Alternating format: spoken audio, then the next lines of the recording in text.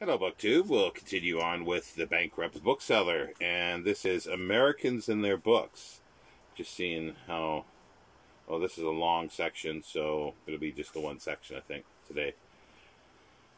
Americans and Their Books. America has been getting into my way a lot in these last few days. The papers tell me that we have signed an agreement with America which will lower the standard of living for a generation. Without being a politician, I would hazard to opinion that that may not be at all a bad thing. Plain living and high thinking are no more, deplored Wordsworth. But what Wordsworth deplored as gone may be restored by the unwilling act of the signatories to our acknowledgement of the American debt. Is it not true, anyone? Is it not true anyway that more nations have risen through adversity than through good fortune? Look at the Scots, for example. Anyway, I am not disposed to be alarmed. Alexander Hamilton's descendants may have remembered that he said that, quote, a national debt, if it is not excessive, will be to us as a national blessing, end quote. And I hope it will not prove to be too good a prophecy to be true.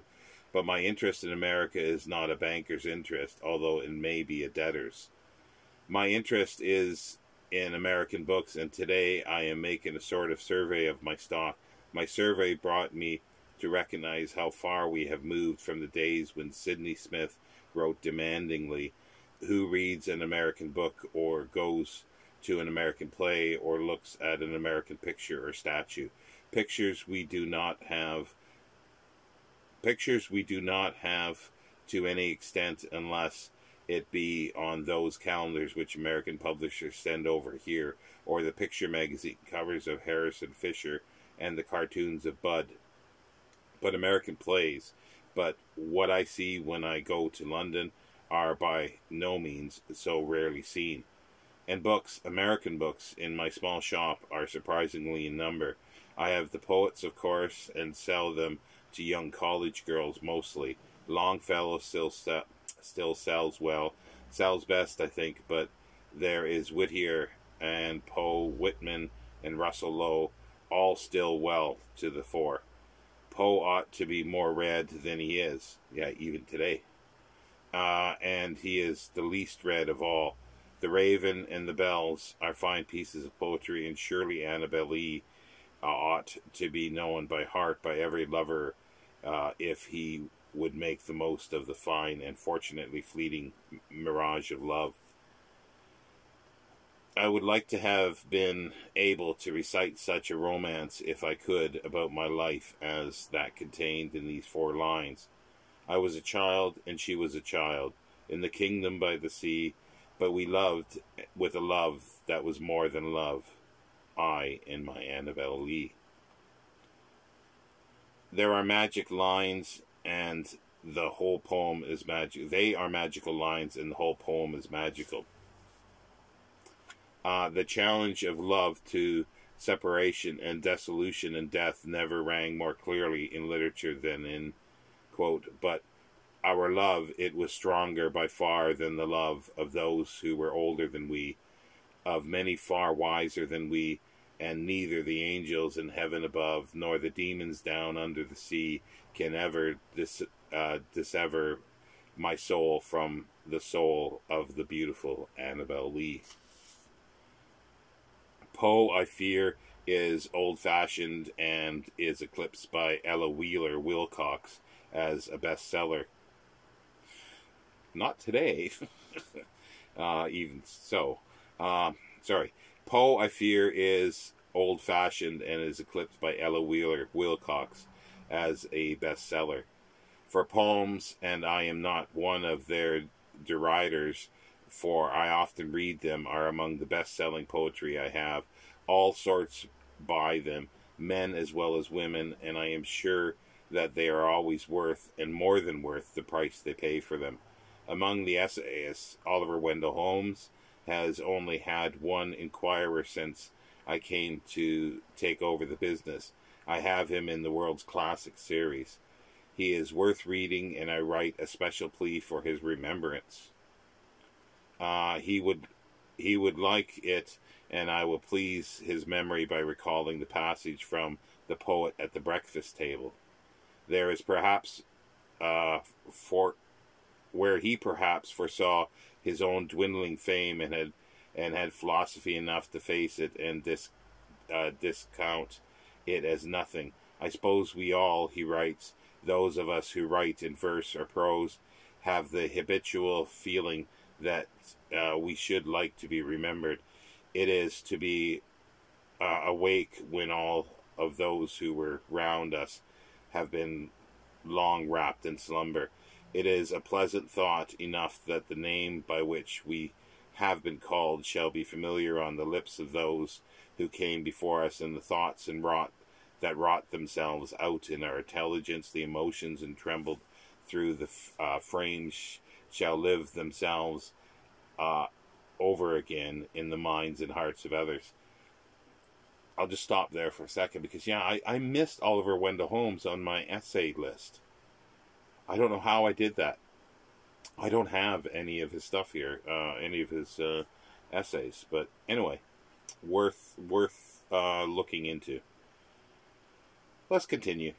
And so on, a very gentle, almost lamb-like passage, discussing the pros and cons of being forgotten and balancing the two thus.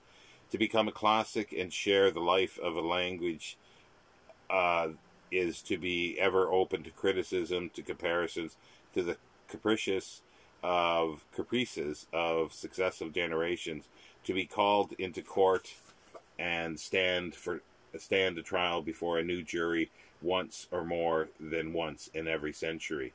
The other side is thus put: to be forgotten is to sleep in peace, and the undisturbed myriads, no longer subjected to the chills and heats and blasts, the sleet and the dust which assail in endless succession that shadow of a man which we call his reputation. The line which dying we could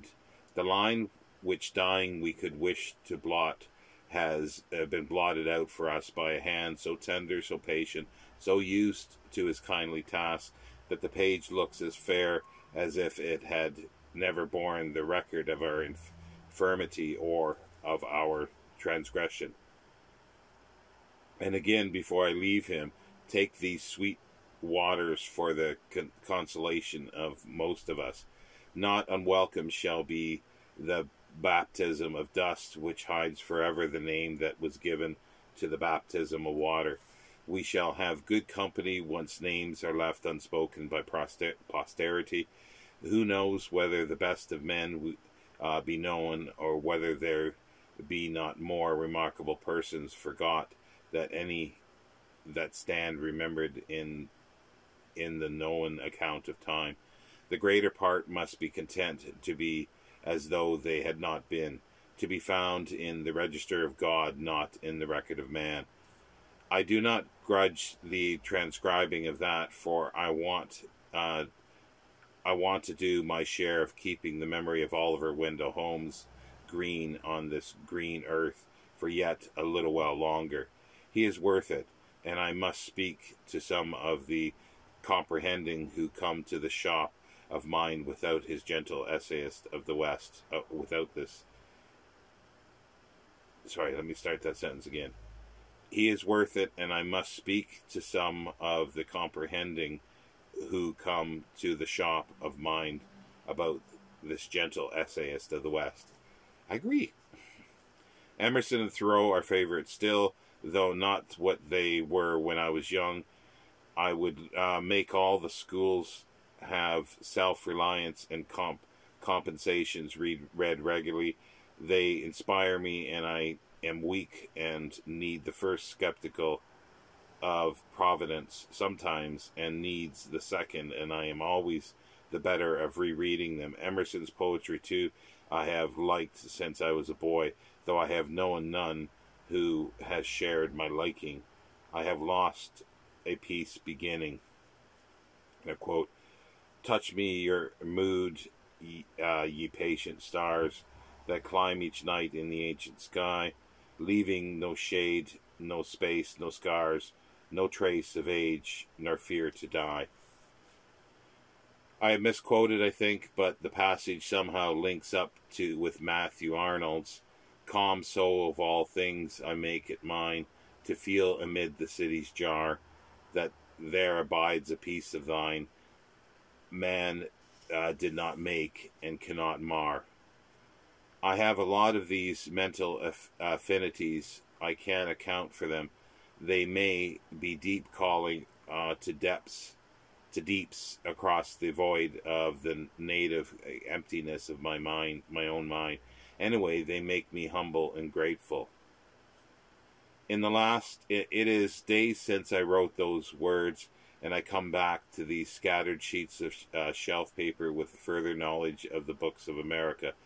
I have had an American, a man who was commanded by selection of American novels. Curiously enough, he had never read two of the older American writers, and I sold him a set of the Breakfast Table books, as well as Nathaniel Hawthorne's Scarlet Letter. It is part of the regular recurring surprises of life that an American born and bred should buy his first copies of these authors' works from a simple-minded book vendor in a provincial English town. It has restored my feeling of self-importance, and it has made me self-satisfied, a condition I find almost essentially to my happiness. This customer put me wise to Edna Ferber, and I got her two books, So Big and Fanny herself. They sell, and I can recommend them. He confirmed my enthusiasm for Joseph Hergesmeyer, and I offer his books with renewed confidence. Jack London's White Fang and John Barleycorn have always been books I felt I could speak favorably of to my customers as well as enjoy privately. The first is surely unequaled as an animal book, and the second seems to have had its part in helping to plant prohibition in the United States for all the good things it has to say about drink. I am reminded another example of the literary illusion leading to another. I am reminded of Mr. Dooley's dictum about drink. The Mr. Dooley books I haven't got, but they were good. And this I always remember. Drink, said Mr. Dooley, never made any man better, but it's made millions of men think they were better. I think that is the best case for drink I have ever heard, and it is tragic to think that it did not, with all its sweet resemblance, stem the tide of frothy soda creams and sundaes, which is at present threatening to engulf the thinking faculties of our American cousins. The letters of the self-made merchants to his son seem no longer to be in print, and that's a pity. They were good, and they compared well with their successors. The 5-minute sermons, does he call them, or Frank Crane? I think I think that penman is wise in recognizing his reader's patience is limited to 5 minutes, but he is mistaken as regards me.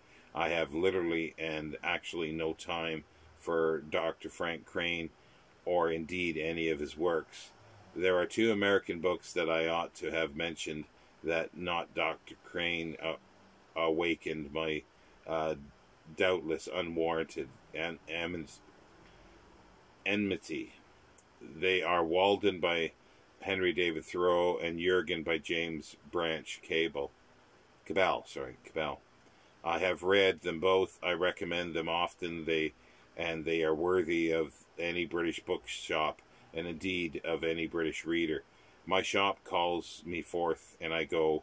The thought of a republic of letters glimmering in the brain of a bookseller, whose ideal is to serve with that republic and worthiness and understanding. I am a prig.